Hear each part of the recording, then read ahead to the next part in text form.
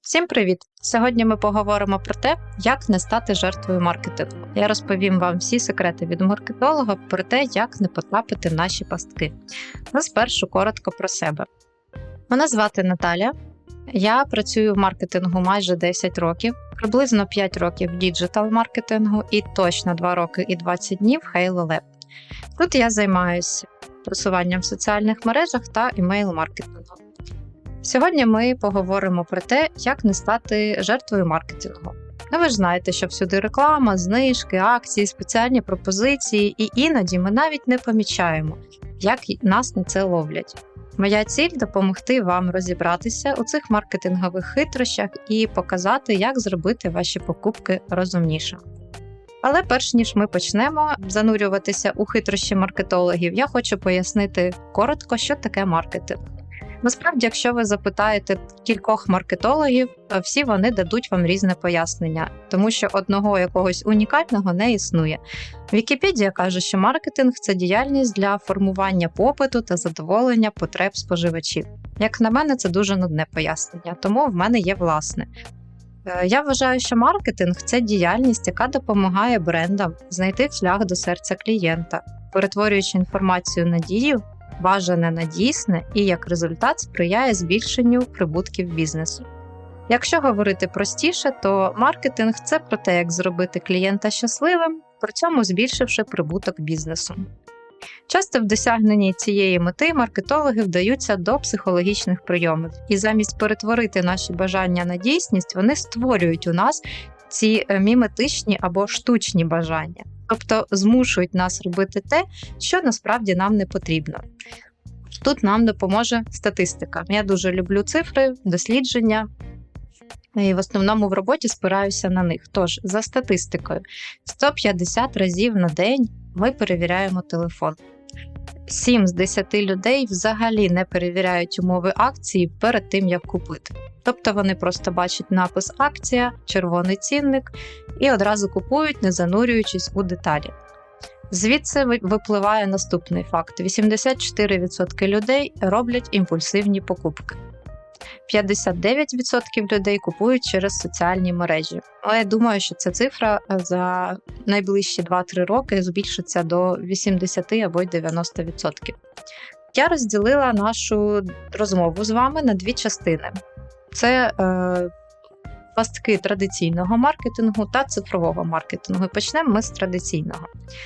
Наша улюблена тема – це акції. Купуй 2 за ціною одного. 20% безкоштовно. Купи 2 речі, отримай 3. Це здається вигідним на перший погляд. Але чи так це насправді? Що ж відбувається насправді? Наприклад, ті самі продукти можуть продаватися дешевше в іншому магазині, або їхня ціна була спеціально підвищена перед акцією, а тепер знижена. І часто таке відбувається, особливо в Україні, в період Чорної п'ятниці, тож будьте обачні, скоро нас всіх це чекає. На одязі, який продають зі знижкою, можуть бути дрібні недоліки, плями, неправильний крой, ледь помітні дірочки. І зазвичай такий проблемний товар розвішують серед якісних дорогих речей, і це спрацьовує як психологічний момент. Коли людина натрапляє серед дорогих речей на одну дешеву, у неї з'являється бажання її купити, просто від порівняння. Акція – це не про рацію. Акція – це про емоцію. Ви не планували купувати якусь річ, якийсь товар, але ви побачили яскравий напис «Акція», приємні ціни мінус 50, а то і мінус 70. І, звісно, у вас з'явилося бажання скористатися такою унікальною, чудовою, неповторною пропозицією. Далі ми переходимо до наступного лайфхака маркетологів – це персоналізовані пропозиції. Бонус тільки для вас.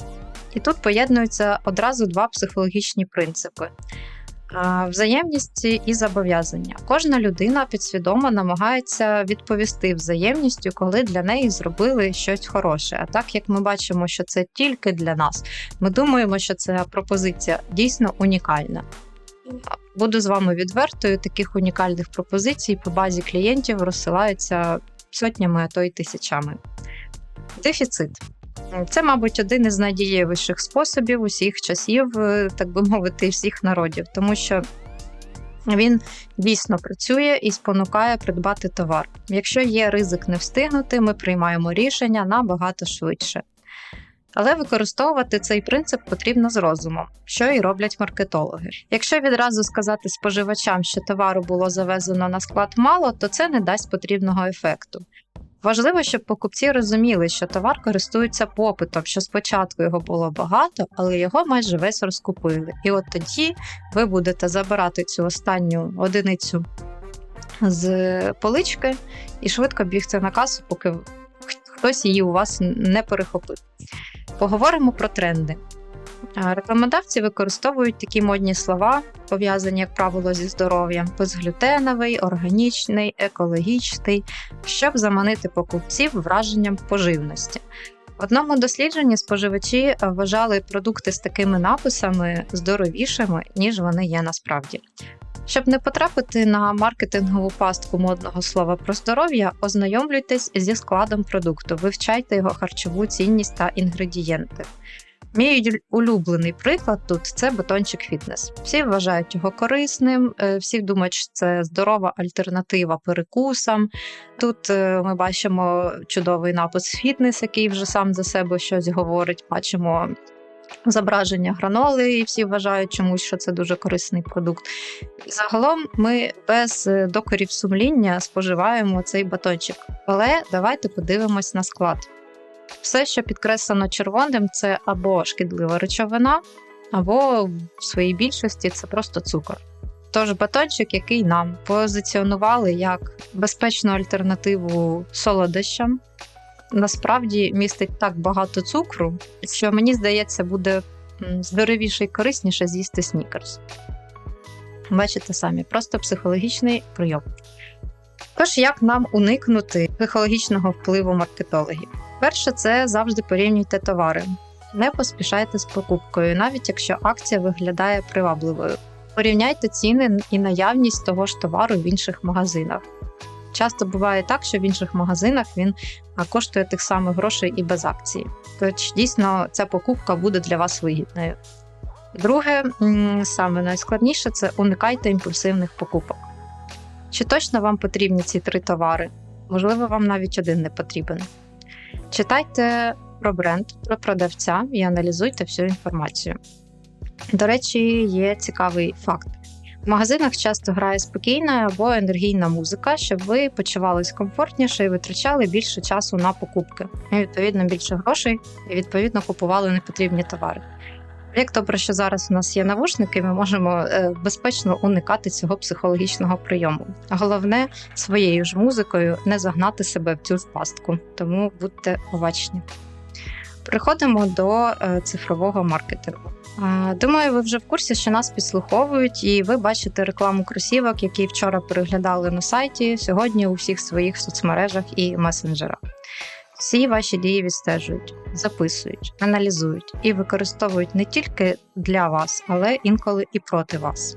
Інша сторона нашого цифрового насиченого життя – це перенасичення.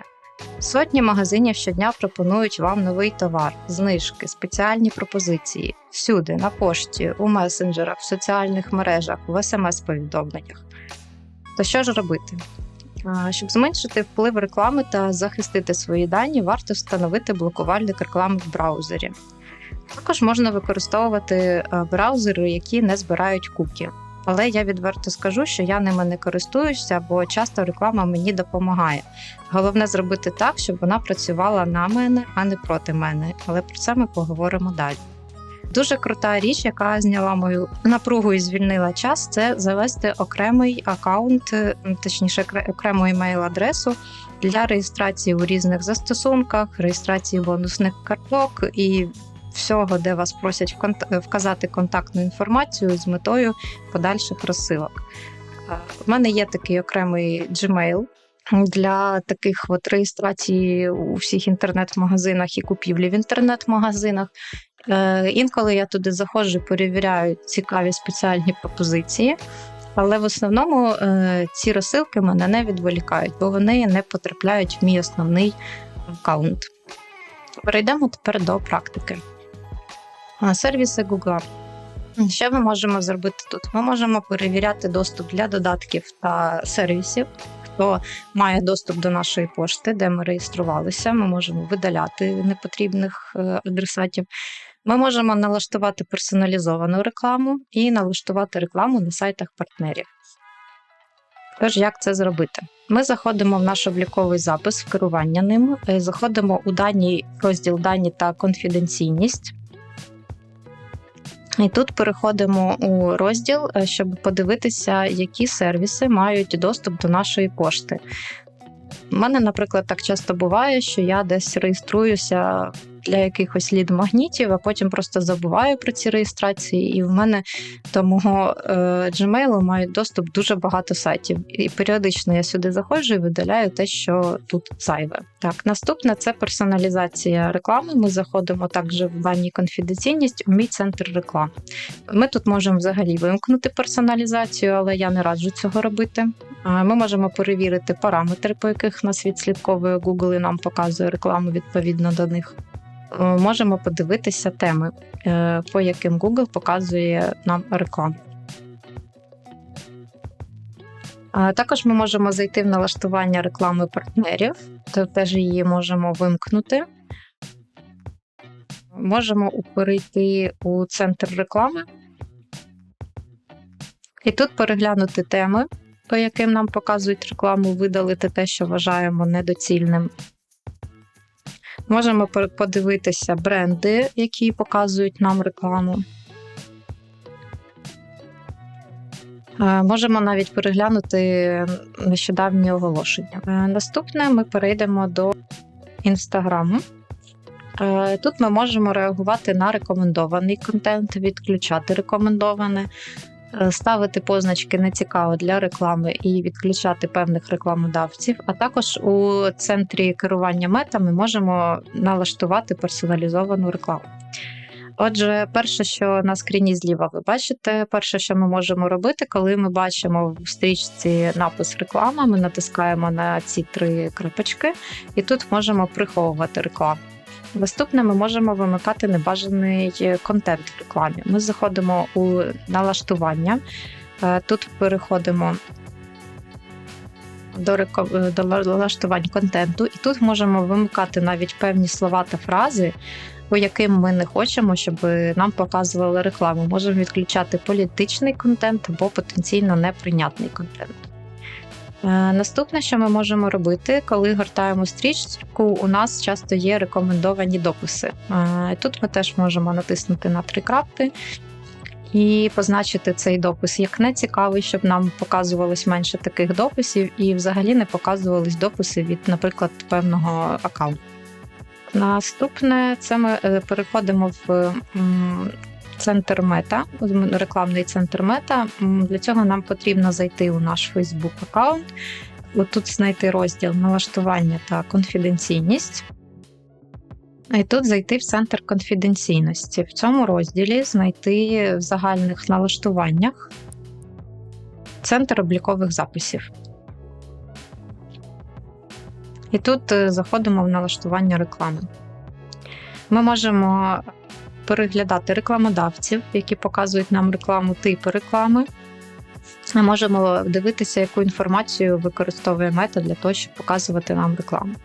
Наприклад, заходимо в рекламодавців, ми можемо тут приховувати рекламу від певних рекламодавців, якщо ми вважаємо, що реклама від них для нас недоречна. Ми можемо зайти у типи реклами і тут налаштувати теми, по яким нам показується реклама.